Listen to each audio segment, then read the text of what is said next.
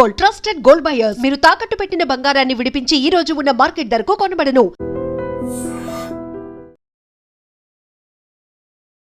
నమస్కారం అండి. నమస్కారం తమ్ముడు. హైదరాబాద్ లో ఒక ఇన్సిడెంట్ జరిగింది కదా, దాని గురించి ఏమనుకుంటున్నారు? అవును, నేను చూశాను. దాని గురించి చాలా బాధేస్తుంది. లవ్ చేసి పెళ్లి చేసుకొని 8 months అయింది, కానీ ఇంత దారుణంగా లవ్ చేయడం ఎందుకు? లవ్ చేయడం ఎందుకు? పెళ్లి చేసుకోవడం ఎందుకు? ఆడపిల్లని చంపడం ఎందుకు?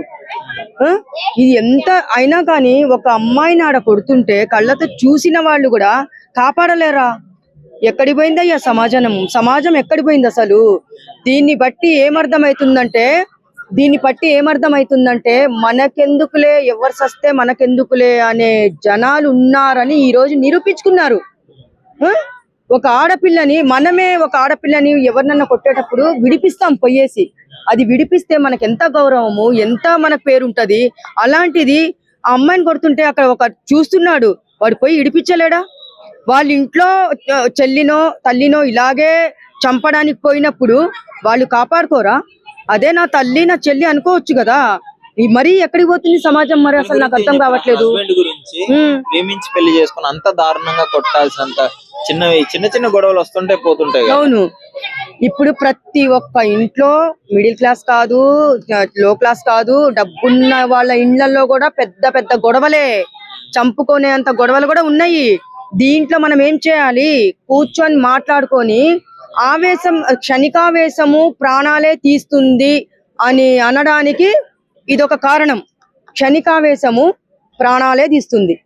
అదే కూర్చొని కూలుగా మాట్లాడుకుంటే అక్కడికి దేవుడు అనేవాడు, అక్కడికి ఆయుష్ గట్టిగా ఉందని చెప్పి ఇంకా కొన్ని రోజులు బతుకుతారు. కానీ క్షణికావేశం అనేది ప్రాణాలు తీసుకుంటూ పోతుంటే ఇప్పుడు లైఫ్ లో ఆడపిల్లలకి ఎక్కడ రక్షణ ఉంది? ఇప్పుడు నాకు ఉందయ్యా ఉదాహరణకి నేను చెప్తాను. ఇప్పుడు ఇక్కడ ఎవరైనా కొట్టేటప్పుడు 100 మంది వచ్చి ఇడిపిస్తారు, కానీ ఆ అమ్మాయిని అంత కొడుతుంటే అక్కడ చూస్తూ ఉన్నారు, కానీ ఎవరన్నా విడిపించారా? నిజంగా సమాజం అనేది సిగ్గుపడాలి. ఆయన చూస్తూ ఉండే వాళ్ళ చెల్లిని తల్లిని గుర్తు చేసుకొని ఎవరైనా సరే. నేను ఒక క్వశ్చన్ వేస్తాను, ఒకటి చెప్తున్నాను, క్వశ్చన్ కాదు, ఒకటి చెప్తున్నాను. మానవత్వం అనేది ప్రతి ఒక్కళ్ళు చూపించండి.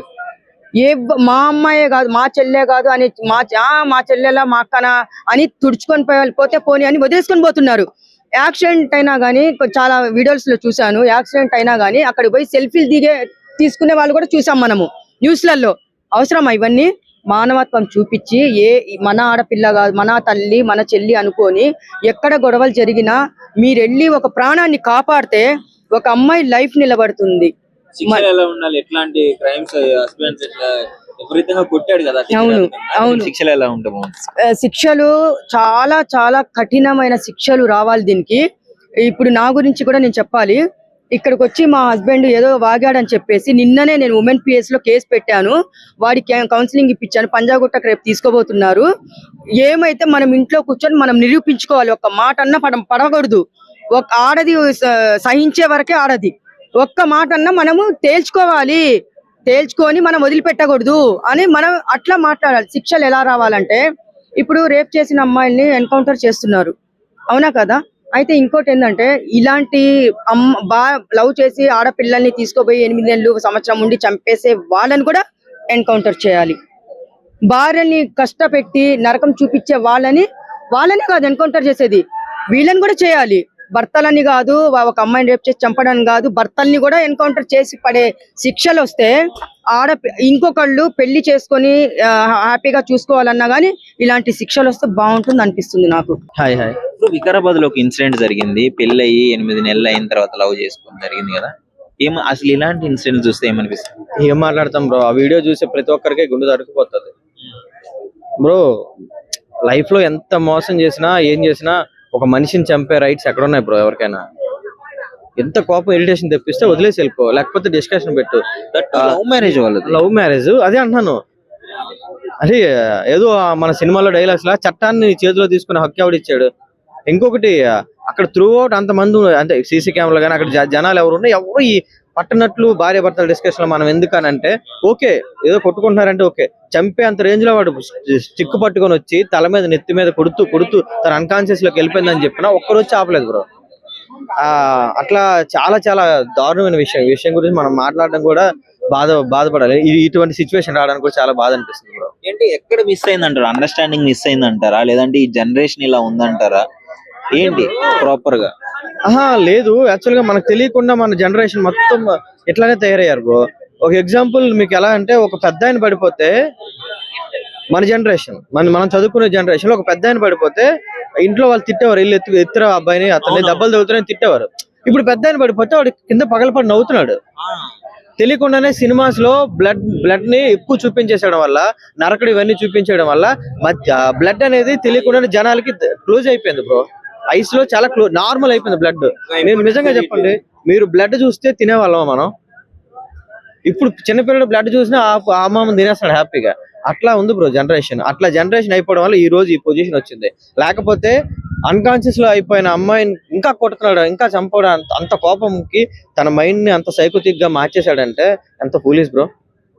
ఆఖరికి లవ్ చేసి తను ట్రస్ట్ చేసి వచ్చిన అమ్మాయిని తను తప్పు చేసింది అనుకోండి, లేదు మనకు తెలియదు, మనకి ఏం చేసిందో తెలియదు, కానీ ఏం జరిగినా సరే చంపే అంత పెద్ద శిక్ష చేయలేదు బ్రో. మన చట్టాలు కూడా మీకు తెలిసిందే. ఒకడు ఎవరు మన ఇండియా మీద దాడి చేసేవాడిని కూడా తీసుకొచ్చి కోర్టులో సబ్మిట్ చేసి ఎన్నో వేసి వాడి మీద ఉరి శిక్ష కూడా వేయరు. ఆ ఉరి శిక్ష కూడా వేసేటప్పుడు మీకు తెలుసు కదా బ్రో, పెయిన్ రాకుండా ఉరి శిక్ష వేస్తారు. అట్లాంటిది అంత బ్రూతల్ గా చంపేవాడిని ఇంకా తప్పు ఎవరిది అనేది పక్కన పెడితే అలాంటి వాళ్ళు మాత్రం క్షమించడం అనేది కరెక్ట్ కాదనిపిస్తుంది. లా అండ్ ఆర్డర్ కూడా కొంచెం స్ట్రిక్ట్ గా ఉంటే ఇలాంటి వాళ్ళు భయపడే ఛాన్స్ ఉంది కదా, ఎందుకు వీళ్ళు కూడా చర్యలు తొందరగా తీసుకోలేకపోతున్నారు? ఇప్పుడు జరిగితే ఎప్పుడో 10 years కి 15 years కి 16 years కి మినిమం ఇట్లాంటివి పడుతుంది కదా. ఇదే బ్రో, లా అండ్ ఆర్డర్ కూడా మీరు అనేటట్లు వెంటనే రియాక్ట్ అయ్యి, ఇప్పుడు ఎట్లా అయితే ఇంకోటి కూడా బ్రో, ఏదైనా ఇట్లాంటి జరిగితే 100% రియాక్ట్ అయ్యే social media law and order కూడా ఇదే ప్రశ్నించాలి. 100 ఇప్పుడు మీరు ఎలా అయితే అడుగుతున్నారో లా అండ్ ఆర్డర్ ఏం చేయట్లేదని, డైరెక్ట్ గా లా అండ్ ఆర్డర్ కూడా ఇదే ప్రశ్నించాలి. ఎప్పుడైతే ఇట్లాంటి జరుగుతున్నాయో వాళ్ళ ఫ్యామిలీ దగ్గరికి వెళ్ళడం, వీళ్ళ ఫ్యామిలీ దగ్గరికి వెళ్ళడం, ఏం జరిగింది అడగడం, జరిగిందంతా తెలుసు కదా అందరికి, మళ్ళీ వాళ్ళు ఎందుకు అడగడం, దాన్ని రీక్రియేట్ చేయడం. అక్కడ సాల్వ్నెస్ ని ఎప్పుడైతే సోషల్ మీడియా పట్టుకుంటుందో అప్పుడు లా అండ్ ఆర్డర్ కూడా చేస్తుందని నా ఒపీనియన్. లా అండ్ ఆర్డర్ 100% చేస్తుంది, కాకపోతే చాలా డిలే అవుతున్నాయి మీరు అనేటట్లు. ఆ డిలే లేకుండా మంచి చేస్తేనే హ్యాపీగా ఉంటుందని కోరుకుంటున్నాను. ఓవరాల్ గా ఇన్సిడెంట్ చూసినప్పుడు అసలు మీకేమనిపిస్తుంది? ఒక్క మాట చెప్పేసి. ఫస్ట్ ఆఫ్ ఆల్ నేను యాక్చువల్ గా వీడియో చూసేసరికి తెలియకుండానే పెయిన్ అనిపించింది. అదే పొజిషన్ లో మన వాళ్ళు ఎవరైనా ఉంటే అసలు మనం తీసుకోగలమా బ్రో?